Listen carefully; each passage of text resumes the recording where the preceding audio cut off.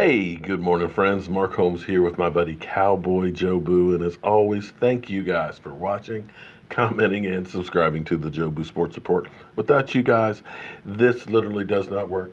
Let's get open for business here on this Thursday. Guys, the clock is still ticking. Here we are, 196 days, 11 hours away from kickoff of the 2018 season. And literally, it's flying by. I know it seems like a long ways, but it is literally flying by. And right now, we're into the third day of the franchise tag situation, as well as knowing that free agency starts on the 11th. We got the combine next week. There is plenty to talk about. But now, I want to thank you for joining this morning's edition of Don't Sleep on the Dallas Cowboys because you literally cannot sleep on the Dallas Cowboys. Things happen late in the evening, late at night, first thing in the morning, so you want to be up to speed with all that is America's team. Now, I think I found out what the problem has been with my microphone.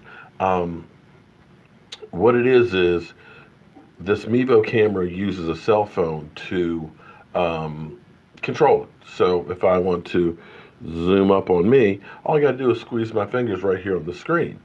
And basically, through technology and everything else, wirelessly, this thing's recording can go up to the internet and everything else. It's a great camera. And I actually have an older cell phone that I use and keep it set up here just for this. And because it's not my regular cell phone, it's basically just works in Wi-Fi, and it keeps on sending me notifications that the Samsung account is off to reset it. So I think when it sends a notification, you get the or you hear the sound. It's not that the sound is peaking and I'm talking too loud. It's the phone is basically doing the notification and you don't hear it, so it's pausing it. So hopefully I got it taken care of. I got all the notifications, everything shut off on this thing. So hopefully I got it right. But I want to share with you guys my thoughts on the Cowboys as we sit here getting ready for this kind of lull before the storm. And I got to tell you, it's been a very, very quiet offseason this year. In fact, almost too quiet, which gets me to the point where my Cowboy sense starts tingling because when it's too quiet in Dallas, that means shit's about to happen. But hopefully, nothing bad will happen. But I'm thinking back on this Dallas Cowboys, and just like this offseason is not full of drama like it usually is. Of course, they're going to try and stir stuff up. We've heard the talking heads talking about Jason Garrett on the hot seat, and maybe Lincoln Riley or Sean Payton or even Kellen Moore may become the head coach. So, they're reaching for straws and stuff. TMZ, of course, is always going to go after Zeke Elliott and try and find some dirt on him, but they're not going to find anything anymore because Zeke Elliott has matured beyond belief and is now a team leader. But they'll still try. And they'll come up with some BS stuff to try and get you in there. But the thing about this Dallas Cowboys and looking at this reminded me that this is a different team. The team that was in the playoffs in 2014 almost doesn't exist anymore. There are very few players left on this roster that were here in 2014 when we lost to Green Bay.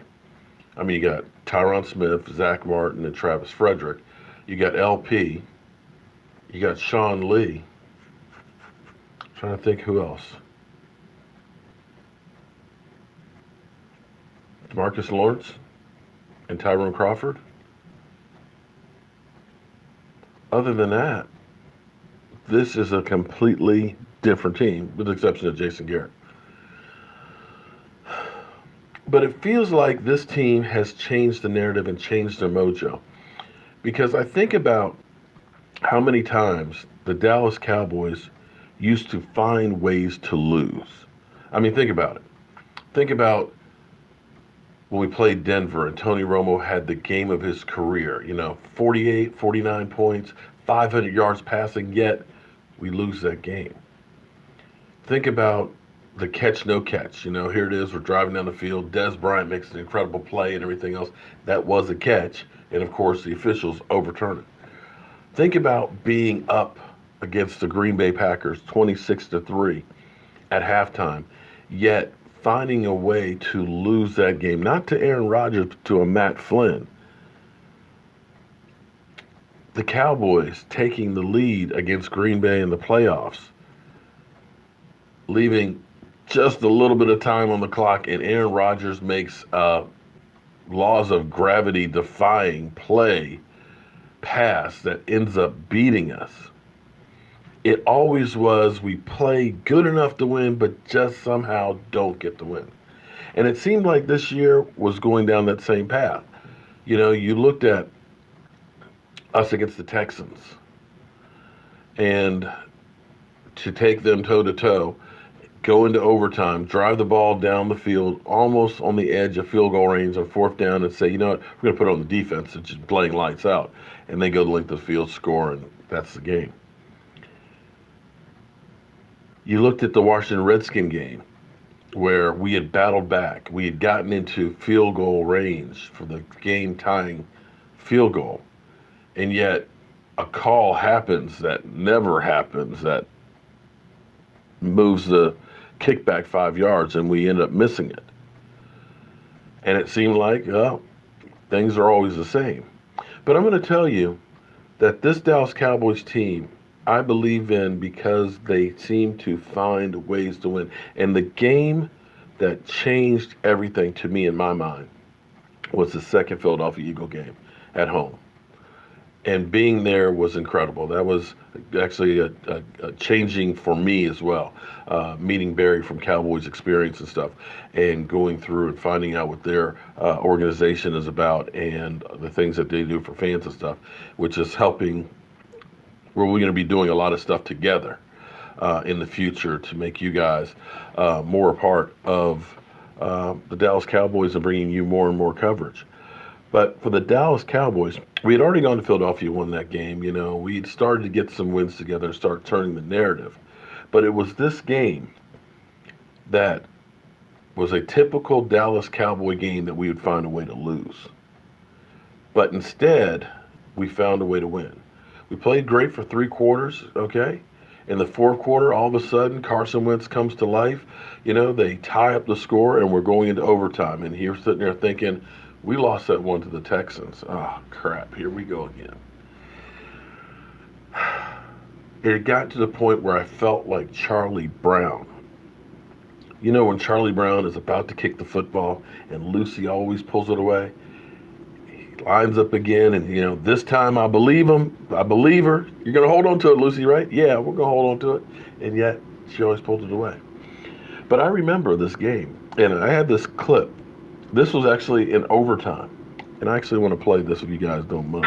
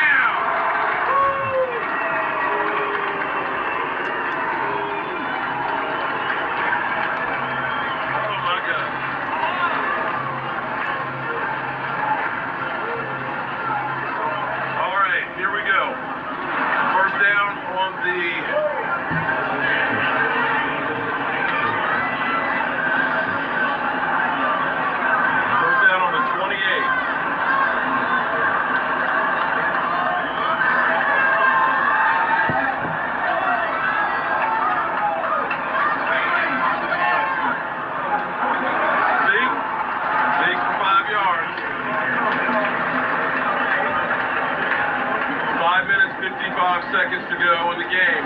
Clock is still running. Touchdown wins the game. If they get a field goal and keep the Eagles from getting a field goal, they win as well. 2nd and 6.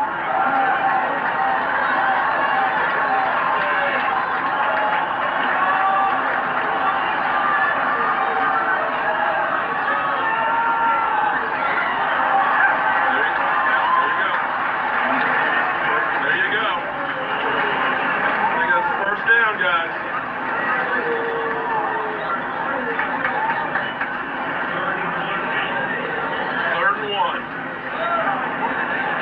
quarterback sneak here.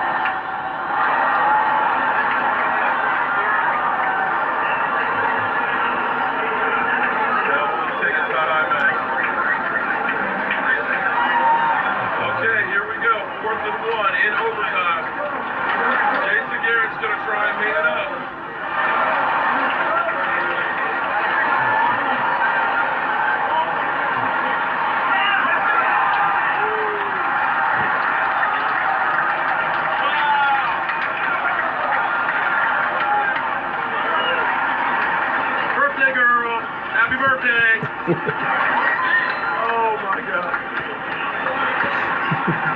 Oh my God. 3 minutes, 30 seconds left to go in overtime. If nothing else, there won't be any time for the Eagles left over.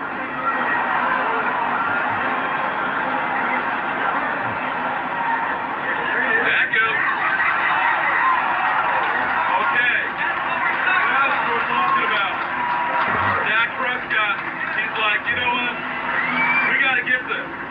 This is what you call a championship type drive. This is where you man up when things are going wrong and you just take it down there. 2 minutes, 58 seconds. The Dallas Cowboys have had the ball for over 7 minutes in overtime. 2nd and 4.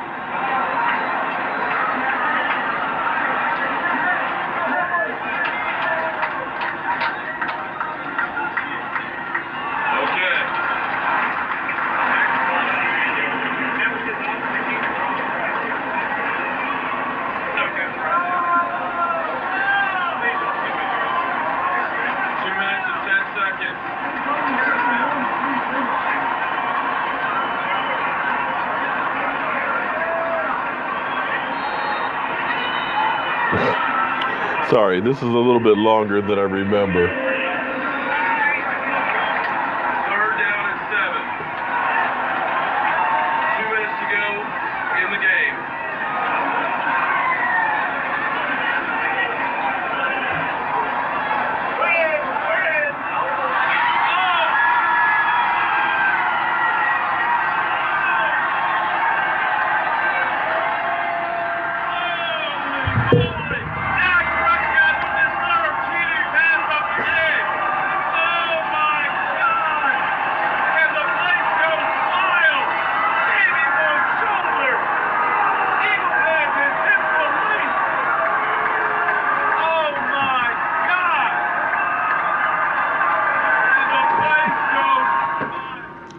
Yeah.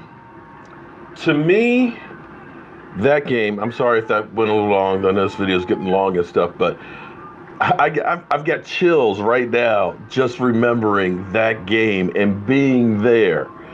Because as we were watching that game, and I've got other clips and stuff in there, the people that were sitting behind me when we were struggling and all that, they were literally saying, Dak sucks, man, he's a bum, man, we need to get rid, and things like that. And I'm not, believe me, a lot of people were saying that stuff.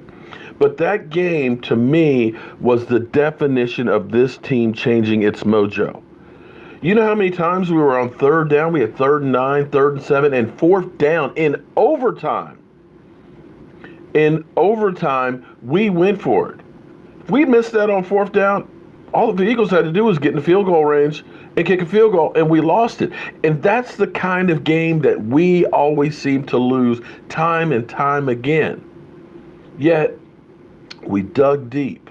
We found a way to win.